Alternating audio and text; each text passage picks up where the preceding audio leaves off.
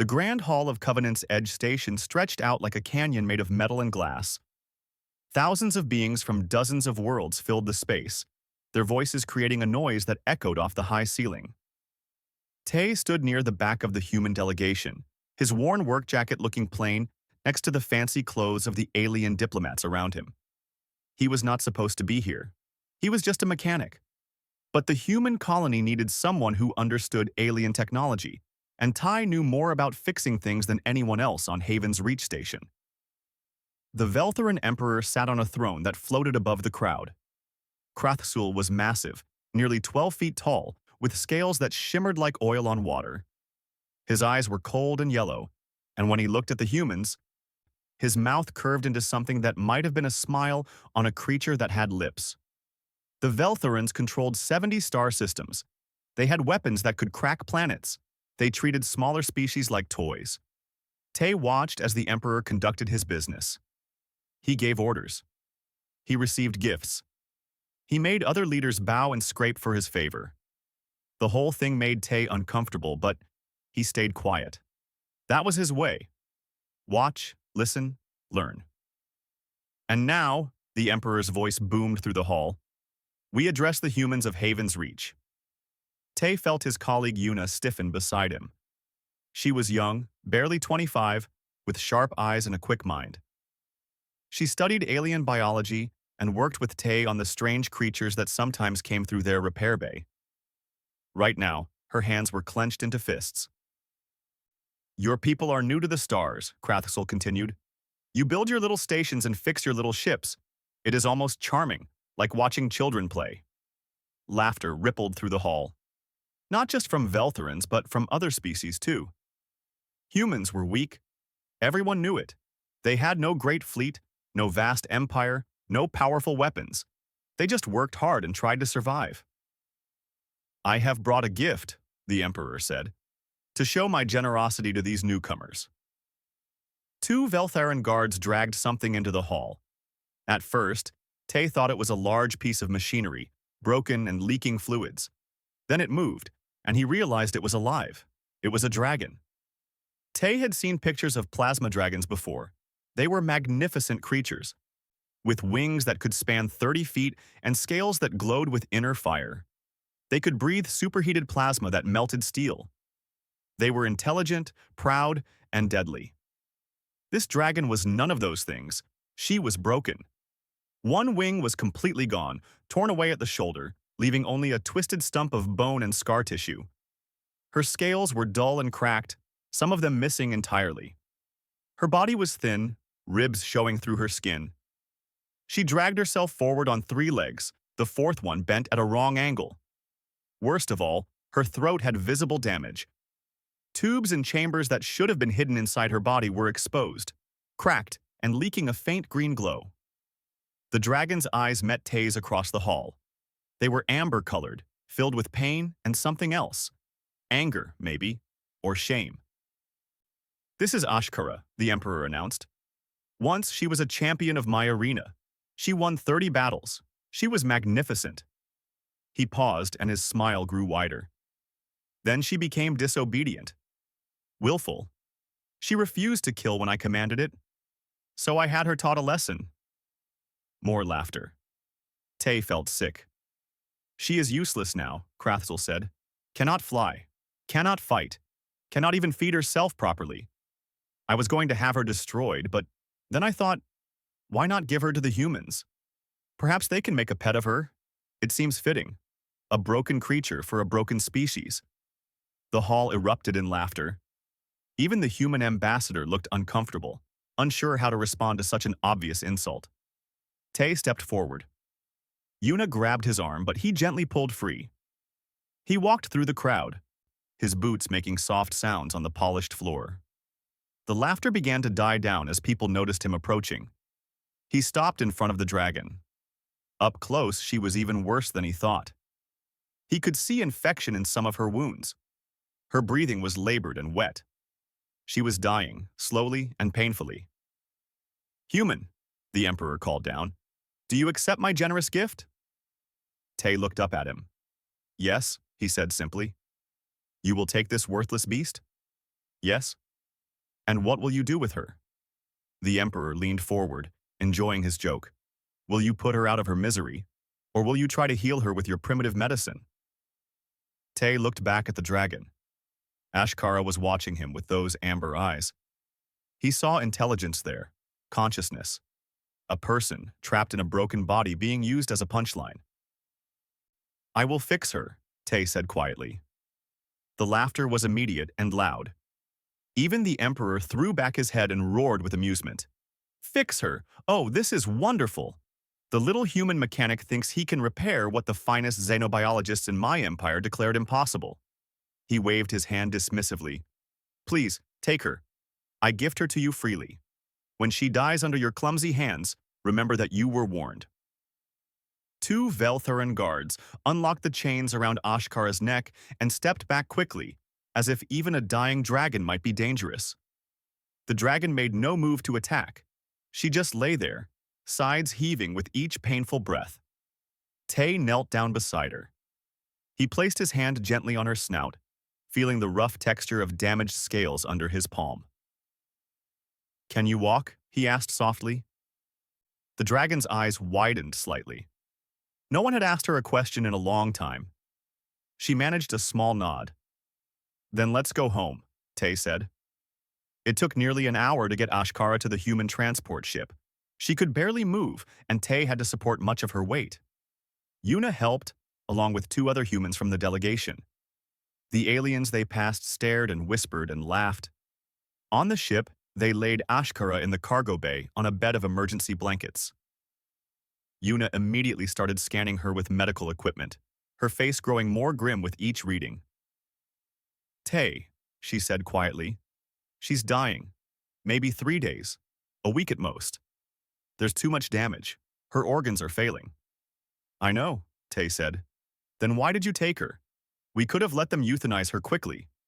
It would have been kinder than this. Tay was quiet for a long moment, looking at the broken dragon in front of him. Then he said something that made Yuna stare at him. She's not broken. She's just incomplete. Yuna shook her head. Tay, I know you're good with machines, but this isn't a machine. This is complex biology. Even if we had the best medical facilities in the galaxy, we'll need to build her a new wing, Tay continued, as if Yuna hadn't spoken. Something that can interface with her nervous system. And we'll need to repair her plasma chambers or replace them entirely. Maybe with an artificial reactor, something that can work with her biology instead of replacing it. That's impossible, Yuna said flatly. Tay looked at her and smiled slightly. Everything is impossible until someone does it. As their ship pulled away from Covenant's edge, heading back toward Haven's Reach station, Tay sat beside Ashkara. The dragon's breathing was getting worse. He could hear fluid in her lungs. I don't know if you can understand me, he said quietly. But I'm going to try to help you. It's going to be hard. It's going to hurt. But if you trust me, I think we can do something no one expects. The dragon's amber eyes fixed on him. She couldn't speak, couldn't even move much anymore. But slowly, painfully, she moved her head just enough to press her snout against Tay's hand. It was enough. It was a yes. Behind them, countless light years away, Emperor Krathsol laughed with his cord about the foolish human and his impossible dream. He would remember this moment later, but not with laughter. He would remember it with bitter regret. Haven's Reach Station was not a beautiful place. It was a collection of old modules and repurposed ship hulls welded together over decades by humans who had nowhere else to go. The station orbited a dead planet in a system nobody wanted, which made it perfect for people who valued being left alone. Tay's workshop took up an entire module near the outer ring, a huge space filled with tools, machines, and half-finished projects. When they brought Ashkara inside, she collapsed immediately. Tay and Yuna had to use cargo lifts just to move her onto the main work platform. The dragon was even worse than before. The trip from Covenant's Edge had drained what little strength she had left. We need to stabilize her first, Yuna said, already hooking up medical monitors. Her blood chemistry is completely wrong. She's septic, probably has been for weeks, and her metabolism is shutting down. Tay nodded, rolling up his sleeves. Can you synthesize antibiotics that will work with her biology? Maybe. I'll need to sequence her genetic structure first. Yuna paused, looking at the dragon's broken body. Even if we save her life, Tay, she'll never be whole. You understand that, right? We'll see, was all Tay said. The first week was just about keeping Ashkara alive. Yuna worked around the clock, creating custom medicines that could fight the infections ravaging the dragon's body. Tay set up life support systems, monitoring every breath, every heartbeat. They fed her through tubes because she was too weak to eat. On the fourth day, Ashkara opened her eyes and looked at Tai. He was adjusting one of the monitors, and he smiled when he saw her awake. "Hello," he said gently. "You're still with us. That's good."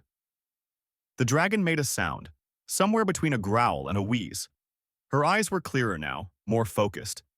She was starting to heal. Other people on the station came to help. Dong Hyun was a welder and metal worker, built like a bear with hands that could shape steel like clay. Kisu was younger, a specialist in electronics and computer systems. Both of them thought Tai was crazy, but they respected him enough to hear him out. "I want to build a prosthetic wing," Tay explained, showing them his designs on a holographic display. "Not just a cosmetic one, a real wing that can fly." Dong Hyun studied the plans, frowning. This is insane. You want to interface mechanical components directly with living tissue? With a nervous system we barely understand?" "Yes. It's never been done before." "That doesn't mean it can't be done." Kisu was looking at the neural interface designs. "Even if we can build the hardware, how do you plan to connect it to her brain? Dragon neurology isn't like human neurology. The signal patterns are completely different." "Adaptive learning," Tay said. "We build an interface that learns from her brain instead of trying to force her brain to learn from the interface. Quantum processors can handle that kind of real-time adaptation." "Those processors cost more than this entire station," Kisu pointed out. "Then we'll build our own." It sounded impossible. But Tay had a way of making impossible things sound reasonable. Within 2 weeks, they were fabricating components. The workshop filled with the smell of hot metal and burning circuits. Dong Hyun shaped the wing frame from memory metal alloys, materials that could flex and bend but always return to their original shape. Kisu assembled the neural interface, working with processors salvaged from a dozen different sources. Yuna handled the biological side. She grew cell cultures that could bridge the gap between living tissue and dead metal.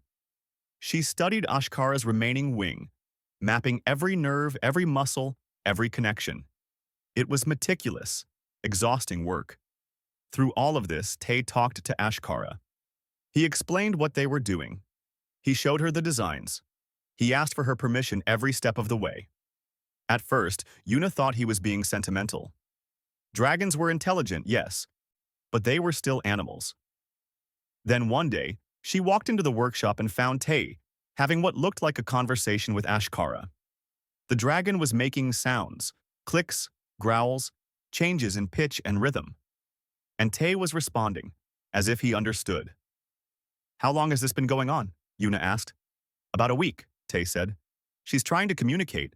I've been recording the sounds and analyzing the patterns. It's a language, Yuna, complex and structured." "That's impossible. Dragons don't have language, they have instinct, animal sounds." Tay shook his head. "We assumed that because we never listened properly. Ashkara is intelligent. Really intelligent. Maybe as smart as we are, just in different ways." Yuna stared at the dragon, seeing her with new eyes. Ashkara stared back. And there was something very human in that gaze. Understanding. Personality. "We need to build her a voice," Yuna said quietly. They added it to the project, a translator device that could convert Ashkara's sounds into words they could understand. It was one more impossible thing on a list of impossible things, but by now, the team was starting to believe. Word spread across the station, and then beyond. Other humans came to watch. Some offered help, donating materials or time. A few aliens stopped by too, mostly to mock. They looked at the broken dragon and the crazy humans and laughed. One visitor was different. A merchant from a species called the Thoraxians. insect-like beings with multiple arms and complex eyes. He watched Tay working on the wing assembly and clicked his mandibles thoughtfully. "I've been hearing stories," the Thoraxian said, "about a human trying to do the impossible." "Just trying to help a friend," Tay replied, not looking up from his work. "The Emperor is laughing at you. He sends messages to the stations, mocking your attempt. He calls you the fool of Haven's Reach. Let him laugh. You understand that this will not work? The biology and mechanics are incompatible. The rejection response alone will be managed," Tay interrupted gently. "Yuna has developed suppressants that work without harming Ashkara's immune system." The Thoraxian was quiet for a moment. "You actually believe you can do this?" "I don't believe," Tay said, finally looking up. "I know." The merchant left shaking his head, but Tay noticed he didn't laugh. That was something. After 2 months of work, the components were ready. The wing was a work of art, chrome and silver and living tissue, woven together in ways that should not have been possible. It looked organic and mechanical at the same time, beautiful and strange. The plasma chamber replacement was even more radical. Tay had taken the reactor core from a small fighter ship and completely redesigned it. He made it smaller, more efficient, and wrapped it in biological support structures that Yuna had grown in her lab. It would supplement Ashkara's damaged organs, giving her back the ability to breathe plasma. But first, they had to install everything. That meant surgery, and not the kind anyone had ever attempted before. They moved Ashkara to a sterile area they'd set up in the workshop. Yuna had every medical tool she could get, but she was still terrified. One mistake could kill the dragon instantly. "Are you ready?" Tay asked Ashkara. The dragon looked at him with those amber eyes. She made a series of sounds, and even without the translator, Tay understood. She was ready. She trusted him. The surgery took 17 hours. Yuna made the biological connections while Tai handled the mechanical ones. Dong Hyun assisted, his big hands surprisingly gentle as he positioned components. Ki-Su monitored the neural interface, watching as quantum processors learned to read dragon brain patterns. There were moments when they thought they'd lost her. Moments when her heart stopped, and they had to shock it back to beating. Moments when the connections wouldn't take, and they had to try again. It was brutal, exhausting work. Tay's hands shook from fatigue, but he never stopped. He whispered encouragement to Ashkara even when she was unconscious. He adjusted and readjusted every connection until it was perfect. Finally, as the 17th hour ended, they stepped back. The wing was attached. The plasma reactor was installed. The neural interfaces were in place. All the monitors showed stable readings. Now they just had to wait. Ashkara woke up 3 days later. Tai was asleep in a chair next to her platform, his head resting on his arms. He'd barely left her side since the surgery. The dragon made a sound, soft and questioning. Tay's eyes opened immediately. "Hey," he said, voice rough with sleep. "How do you feel?" Ashkara tried to move and froze. She could feel the new wing. Not as a deadweight, but as part of herself. The neural interface was working. She could sense the wing the same way she sensed her remaining natural wing. She tried to move it. The mechanical wing twitched, then extended slowly. The movement was clumsy at first, but even that was a miracle. Ashkara made a sound that might have been a laugh or a cry. "Easy," Tay said, standing up. "You need time to learn.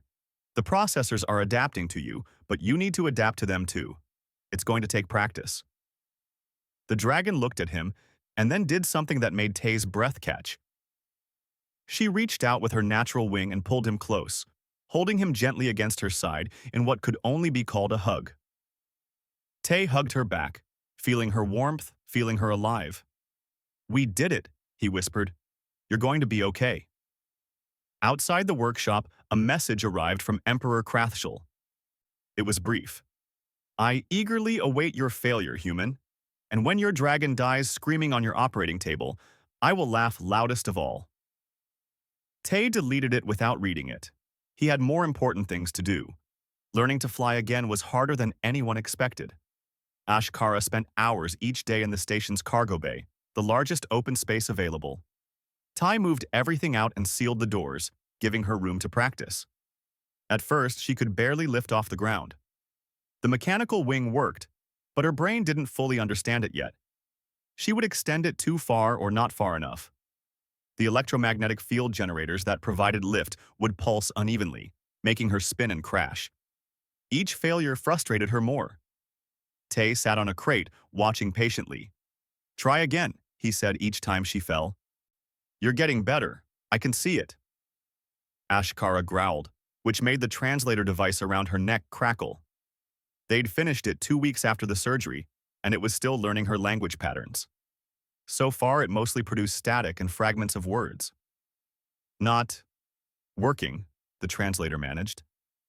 "It is working," Tay corrected gently. "Just slowly. Your brain is rewiring itself, creating new pathways to control the wing. That takes time." The dragon sat back on her haunches, breathing hard. The effort exhausted her, but she looked at Tay with those intelligent amber eyes and tried again. Week by week, she improved.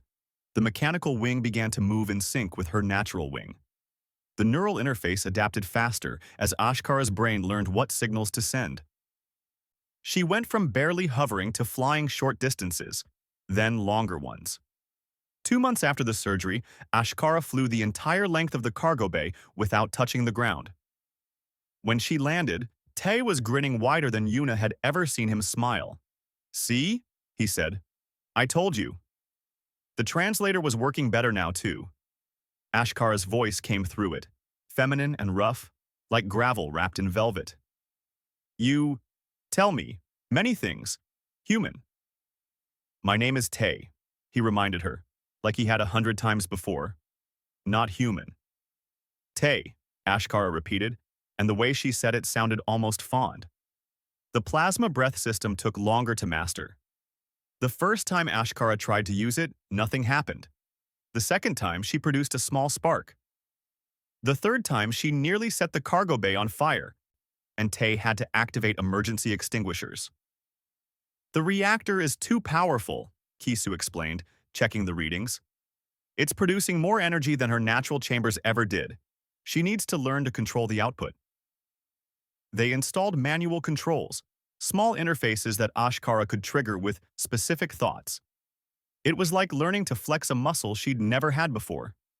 She practiced for weeks, producing small bursts of plasma, then larger ones. Learning to focus the beam, to control its intensity and duration. The day she successfully cut through a solid steel beam with a sustained plasma lance, everyone in the workshop cheered. Ashkara looked almost embarrassed by the attention, but Tay could tell she was proud. As her abilities returned, so did her confidence. She stood taller. Her scales, which Yuna treated with specialized nutrients, began to regain their shine. She was still scarred, still obviously augmented, but she was magnificent in a completely new way. The mechanical wing gleamed under the workshop lights, moving with fluid grace that matched her natural wing perfectly. One evening, Tay was working late on a new project, prosthetics for other injured creatures that had started showing up at Haven's Reach. Word had spread that the humans could do miracle work. Ashkara lay nearby, watching him with intelligent eyes. "Tay," she said, her voice clear through the translator now. "Why did you save me?" He looked up from his work. It was the first truly complex question she'd asked. "Because you needed help." "Many beings need help. You cannot save all of them." "No," Tay admitted. "But I could save you. The Emperor gave me to you as an insult, to humiliate both of us. You understood this, yes?" "Yes." "Then why accept? You could have refused, demanded something else." Tay set down his tools and walked over to her. He sat on the floor, leaning against her side the way he had since she'd first arrived. It had become a comfortable habit for both of them. "When I looked at you in that hall," he said quietly, "I didn't see an insult. I saw someone in pain. Someone who deserved better than being used as a joke." He paused. "And I saw potential. Everyone else saw a broken dragon. I saw a dragon who could be whole again if someone just tried." Ashkara was quiet for a long moment. Then she said something that changed everything. "I was the Emperor's personal mount." Tay went still. "What?" Before I was broken. Before I was discarded. I belonged to Krathxul himself. I carried him into battle for 7 years. I was his favorite, his champion, his weapon. Her voice was heavy with old pain. I won him 30 victories in the arena. I killed his enemies. I burned cities that resisted him. I was feared across 7 systems.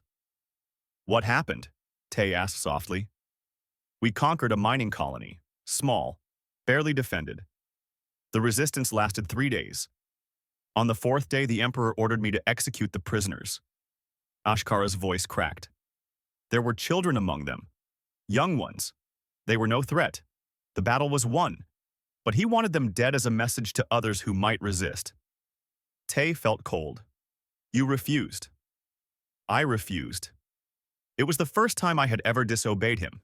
He was furious. The dragon's breathing became ragged, remembering. He had his soldiers hold me down. He tore off my wing himself, personally. He wanted me to know this was his punishment. Then he damaged my plasma chamber so I could never fight again. He said I was weak, said I had forgotten my purpose. Your purpose? To be a weapon, nothing more. Weapons do not question. They do not choose. They only obey. Ashkara looked at Tay with eyes full of ancient pain. He kept me alive for 2 years after that. Fed me just enough to survive. Showed me to visitors as an example of what happens to those who defy him. And then he gave me to you because he wanted one last humiliation. For both of us. Tay was quiet, processing this. Then he said, You're not a weapon. What? You're not a weapon. You never were. You're a person. A person who made a moral choice, even when it cost you everything. He stood up and looked at her directly. The Emperor is wrong. That wasn't weakness. That was strength. Ashkara stared at him. No one had ever said anything like that to her before. In Veltharan culture, mercy was weakness. Compassion was failure. She had lived her entire life believing this, even after her punishment. Part of her had thought she deserved what happened because she had failed to be strong. But Tay, this strange small human, was telling her the opposite. I do not understand your species, she said finally. You are weak by every measure. Small, short-lived, with no natural weapons. You have no empire, no power, yet you do not act weak. Strength isn't just about power, Tay said. It's about what you do with what you have. We might not be strong like the Veltharans, but we're stubborn. We don't give up, and we help each other. Is that why you saved me? This human stubbornness? Tay smiled. Maybe. Or maybe I just didn't like seeing someone hurt when I could help. Ashkara extended her wings, both of them now, and pulled Tay close again. It was becoming their gesture, this embrace. In my culture, she said slowly, there is a bond. Wing brother, we call it. It means an eternal alliance, deeper than friendship, deeper than family. It means your battles are my battles. Your enemies are my enemies. Your victories are my victories. That sounds serious, Tay said. It is. It is the most serious bond a dragon can make. And I wish to make it with you, if you will accept. Tay didn't hesitate. I accept. Then you are my wing brother, Tay. From this day until my last day, I am yours.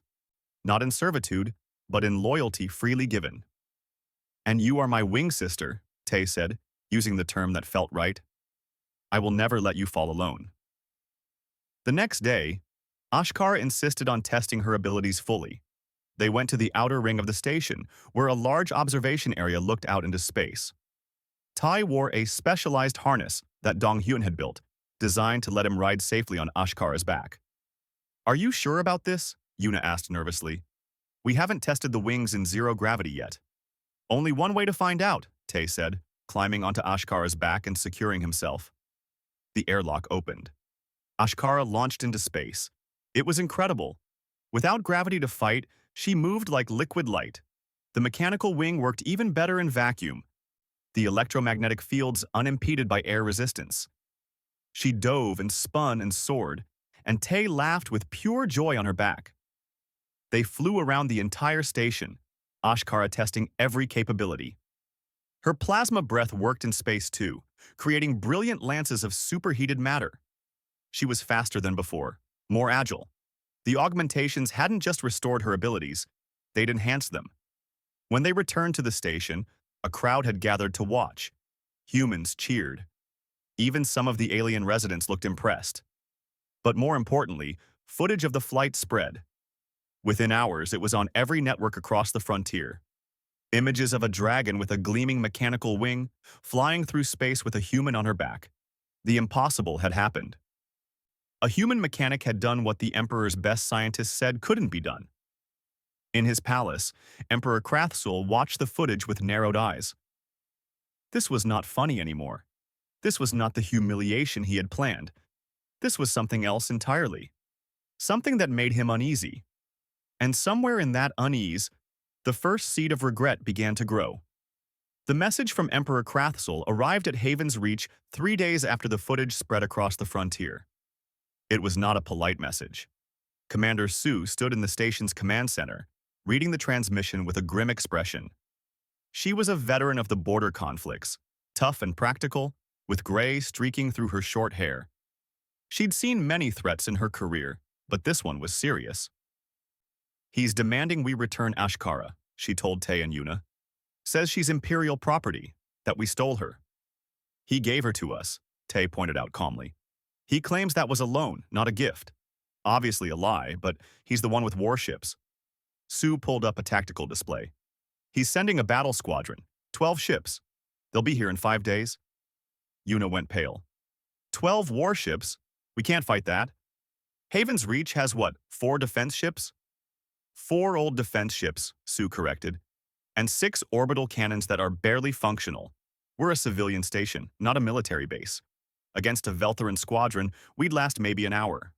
"We need to evacuate," Yuna said. "Already working on it. But we can't move everyone in 5 days. There are 3,000 people on this station. Families, children." Sue looked at Tay. "I need to ask you something, and I need you to think carefully before you answer. If we give them Ashkara, will they let us be?" Tay didn't hesitate. "No. The Emperor doesn't forgive insults. Even if we gave her back, he'd punish us anyway. Probably destroy the station as an example." "That's what I thought too," Sue sighed. "So we fight. And we die. But at least we die with our honor intact." "There's another option," Tay said quietly. Everyone looked at him. "Ashkara and I fight. Just us.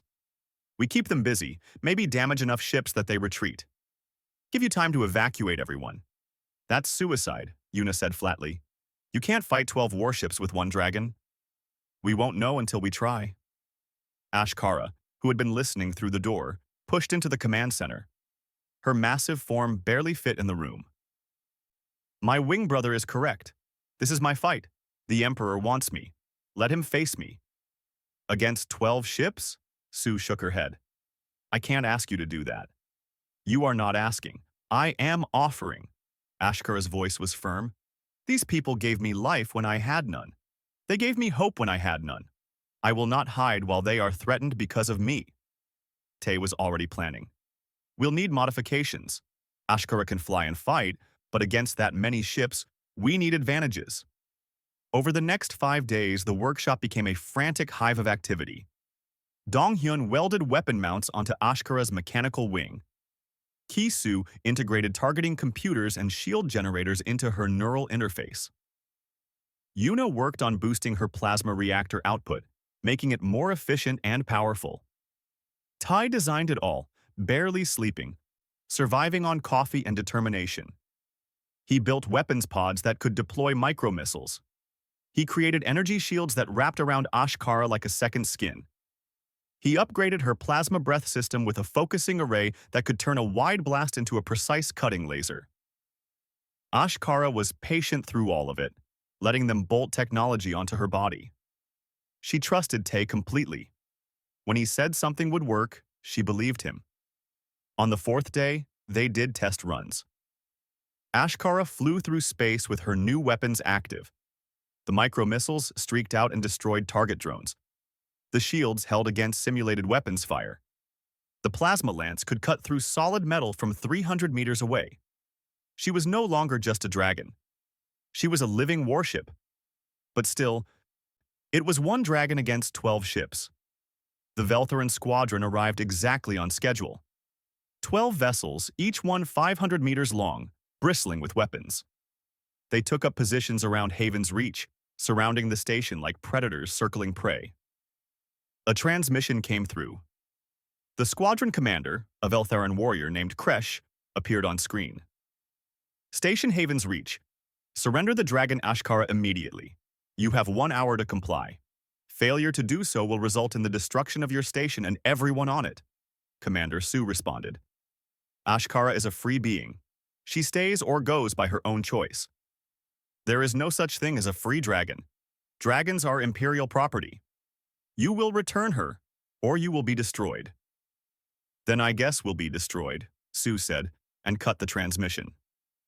The evacuation was still ongoing. Half the station's population was already on transport ships, heading for safer systems. But half remained, unable to leave in time. Tay stood in the airlock, wearing a full pressure suit. Ashkara waited in the launch bay, her weapons armed, her systems ready. Through their neural link, he could feel her emotions. She was afraid, but also determined. Ready. Yuna grabbed Ty's arm. You don't have to do this, we can run, abandon the station. And then what? The Emperor hunts us forever? Tay shook his head. No, this ends here, one way or another. You're going to die. Maybe, he smiled at her. But I'm going to make them work for it. He climbed onto Ashkara's back, securing himself into the custom harness. It was more sophisticated now, with direct neural interfaces that let him share her senses. When she looked at something, he could see it through her eyes. When she thought about targeting something, he could see the tactical overlay. They were more than rider and mount. They were a single combat unit. Ready? Tay asked. Always, wing brother, Ashkara replied.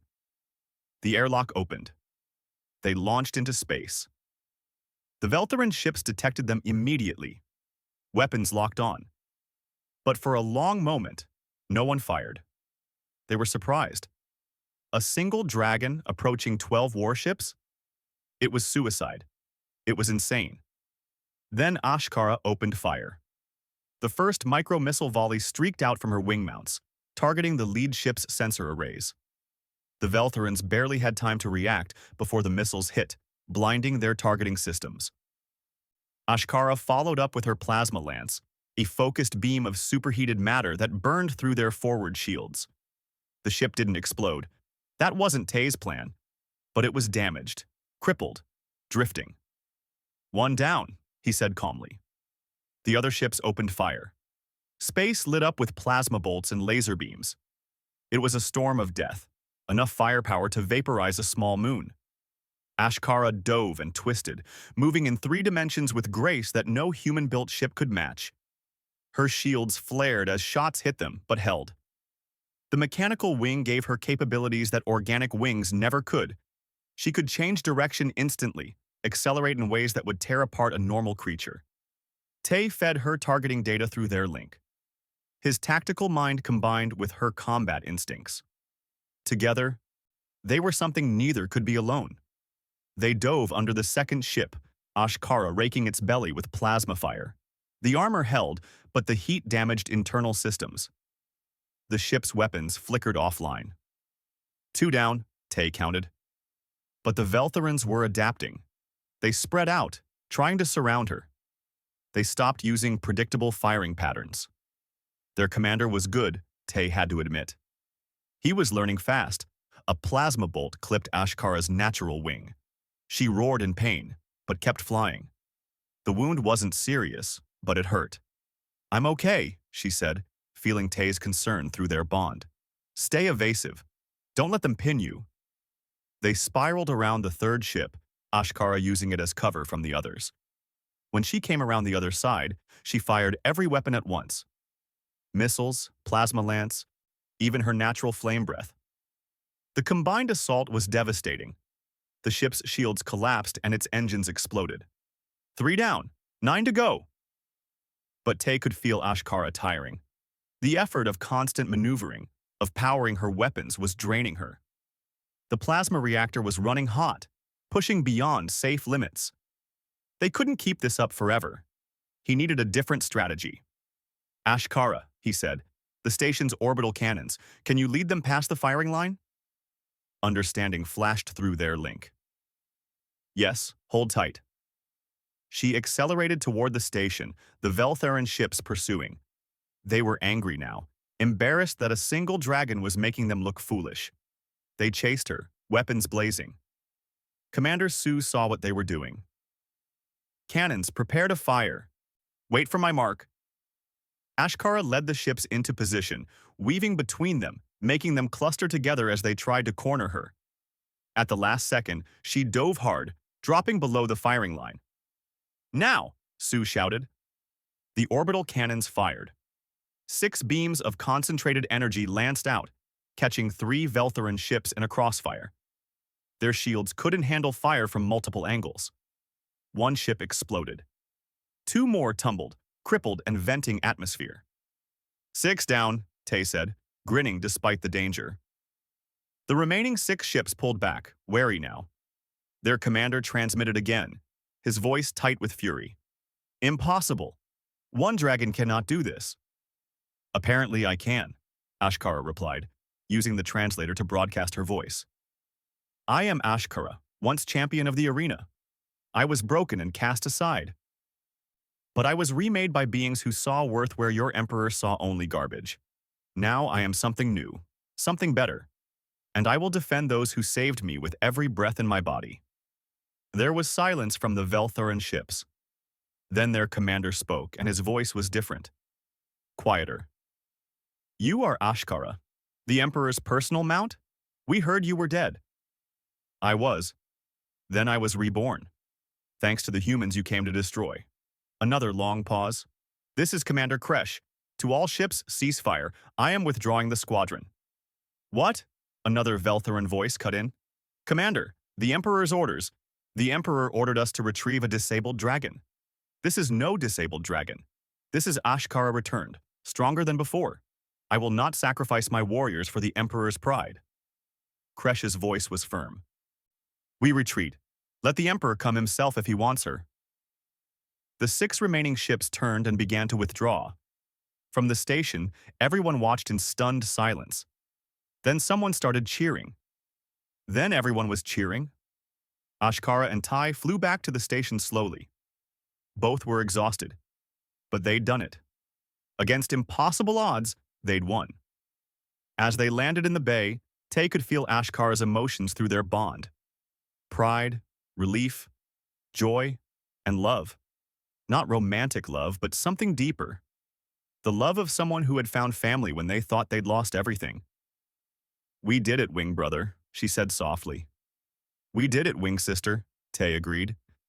But they both knew this wasn't over. The Emperor would not forgive this. He would come himself. And when he did, the real battle would begin. The news of the battle spread across the galaxy faster than light itself. Commander Kresh's report was supposed to be confidential, but someone leaked it.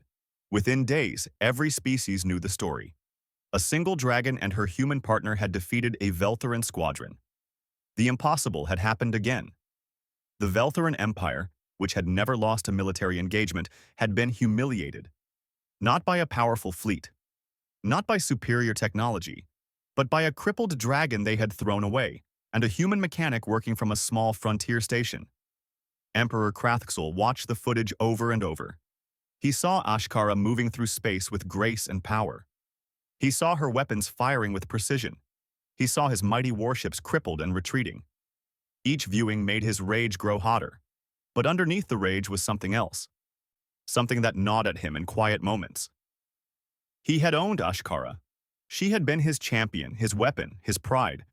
And he had destroyed her himself in a fit of anger because she dared to show mercy. Now she was better than she had ever been before. Stronger, more capable. And she fought for humans, not for him. The loss wasn't just military, it was personal. Other species under Veltheran rule began to whisper. If humans could take broken things and make them whole, what else could they do? Small rebellions started in 3 systems. Nothing major yet, but the cracks were forming. The Empire's image of invincibility, built over centuries, was cracking. Krathsul's advisors urged caution. Send a larger fleet, they said. Overwhelm them with numbers. But the Emperor knew that wouldn't work. If he sent 100 ships and the dragon somehow survived, the embarrassment would be even worse. Besides, this had stopped being about military strategy. This was about pride, about proving that humanity's success was a fluke. So Emperor Krathsul made a decision that surprised everyone. He issued a formal challenge.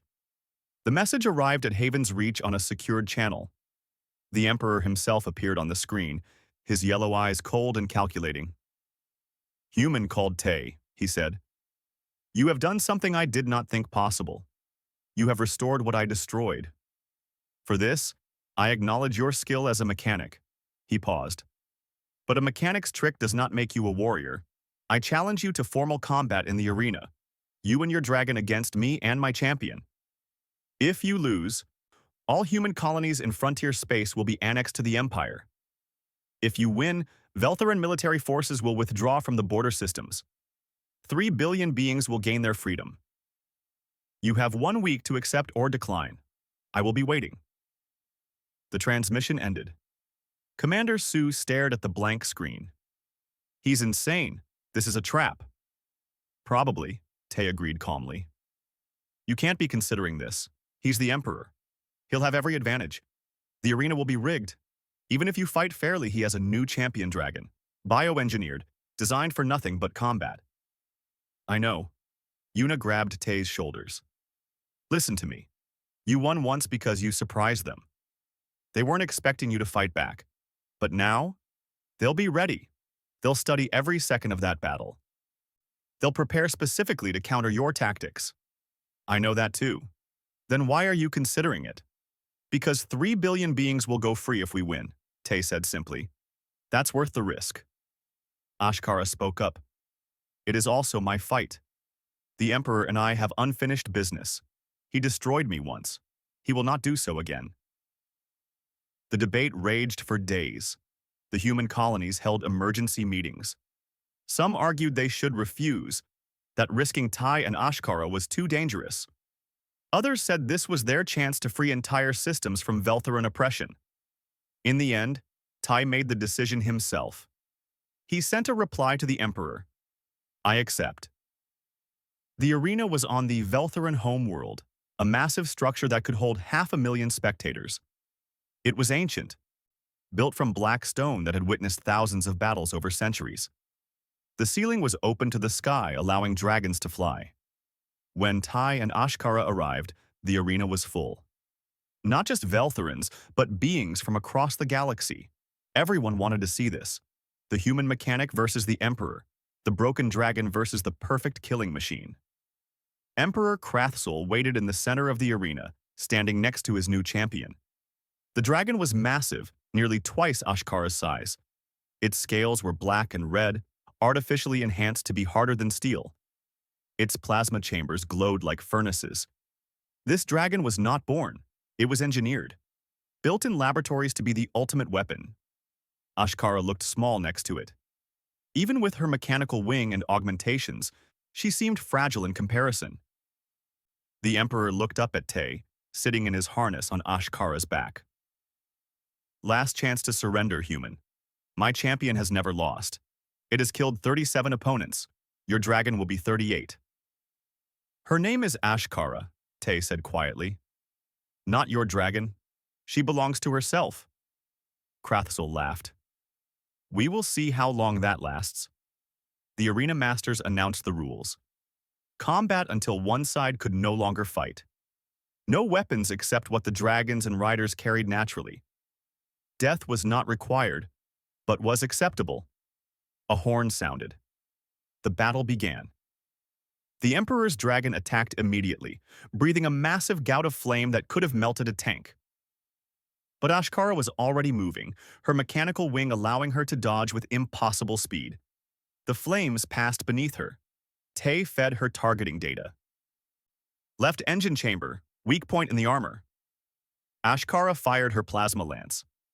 The beam struck true, burning through scales. The Emperor's dragon roared in pain but didn't slow. It was built to take damage. They circled each other, looking for openings. The crowd roared. Bets were being placed. Most favored the Emperor. The black dragon charged, using its size advantage. It slammed into Ashkara, and they tumbled together, claws and teeth flashing. Tay held on desperately as they rolled across the arena floor. Ashkara was smaller but faster. She twisted away, raking her claws across the enemy's eyes. The black dragon reared back, half-blinded. "Now!" Tay shouted. Ashkara hit it with everything. Missiles streaked out, exploding against the heavy armor. Plasma fire scorched its chest. The black dragon stumbled, smoking. But it wasn't done. It opened its mouth, and the plasma blast that came out was like nothing Ty had seen. A focused beam of such intensity that it burned white-hot. Ashkara's shields flared, barely holding. The heat was incredible even through the protection. "Shields at 30%!" Kisu's voice crackled in Tay's ear. They were monitoring from orbit. "One more hit like that and they'll collapse." The black dragon prepared another blast. Tay could see the chambers in its throat glowing, building power. He made a decision. A desperate, dangerous decision. "Ashkara," he said through their link. "Trust me. When I say now, release all your safety limiters. Channel everything into one shot." "That could kill us both," she replied. "I know. But it's our only chance. Do you trust me?" "Always." "Wing, brother." The black dragon fired. Ashkara dodged, but barely. The plasma beam caught her natural wing, burning scales. She cried out in pain but kept flying. The Emperor was shouting something, but Tay couldn't hear.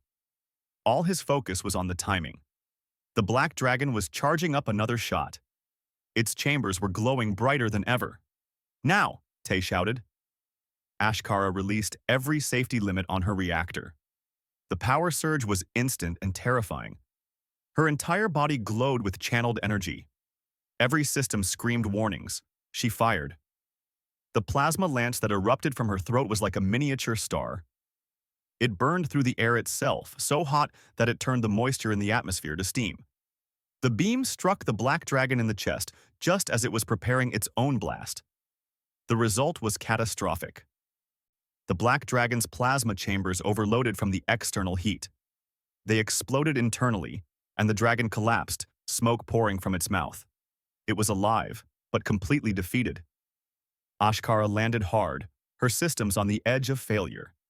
Smoke rose from her mechanical components. The reactor was running at critical temperatures. But she stood, wings spread, facing the Emperor. The arena was silent. Emperor Krathsel stared at his fallen champion, then at Ashkara, then at Ty. For the first time in his long life, the Emperor looked uncertain. Tay guided Ashkara forward slowly. They approached the Emperor's position. The arena's automated weapons locked onto them, but Krathsel held up a hand, stopping them. Ashkara's plasma lance fired one more time, but instead of hitting the Emperor, it burned through the arena floor next to him, through the reinforced walls. It stopped inches from his throne, leaving a blackened scar in the ancient stone. "I could have killed you," Ashkara said, her voice echoing through the translator. "Just now, and in the war chamber when you tore off my wing, and every day you kept me caged and broken." The Emperor said nothing. "But I will not, because I am not what you made me. I am what I chose to become." She looked at Tay on her back, then back at the Emperor. "You threw me away because you thought I was broken. You were right. I was broken. But being broken is not the end. It is only a beginning, if someone cares enough to help. The humans won," she continued, "not because they are strong, but because they saw worth in something you deemed worthless. Remember that, Emperor. Remember it every time you look at that scar on your throne room floor." Emperor Krathsel stood slowly. His face was difficult to read, but something had changed in his eyes. He gestured to the arena masters. "Declare the humans victorious." The announcement boomed across the arena. The crowd erupted, some in celebration, many in shock. True to his word, the Emperor ordered Veltheran forces to withdraw from the frontier systems. 3 billion beings celebrated their new freedom. The Empire's grip on the galaxy loosened. But for Ty and Ashkara, the victory was quieter and more personal. They returned to Haven's Reach to find the station transformed. People lined the docking bay, cheering. Yuna was crying happy tears. Dong-hyun and Ki-soo lifted Tae onto their shoulders despite his protests. Commander Soo approached with offers from a dozen colonies. They wanted Tae to be a military leader, a diplomat, a hero. He declined them all. "I'm a mechanic," he said simply. "That's what I'm good at." Within a month, the workshop was busy again. Creatures started arriving from across the galaxy, injured, broken, deemed worthless by their societies. Tae and his team helped them all. A bird-like alien with damaged wings. A silicon-based being with corrupted data structures. A young dragon whose plasma chambers were malformed from birth. Each one was told the same thing. "You're not broken. You're just incomplete." Ashkara stayed by Ty's side, his wing sister, his partner. She helped with the work, using her strength where needed. She also started teaching other dragons the truth. That mercy is not weakness. That compassion is not failure. The galaxy changed slowly. Species that had been oppressed found courage. The Veltheran Empire didn't collapse, but it lost its absolute power. Other empires watched and learned. Humans were not to be underestimated. And in his palace, Emperor Krathsel sat on his throne and stared at the burn mark on his floor. He had it preserved, not repaired. A reminder. He had meant to humiliate humanity by giving them a broken dragon. Instead, he had given them the foundation of a legend. He had shown the galaxy what humans could do when they refused to see things as others saw them. When they chose potential over perfection, hope over cruelty, and compassion over power. The joke had been on him all along, and it had cost him an empire. Years later, a young Veltheran warrior asked the Emperor about the scar. "Why don't you repair it, Great One?"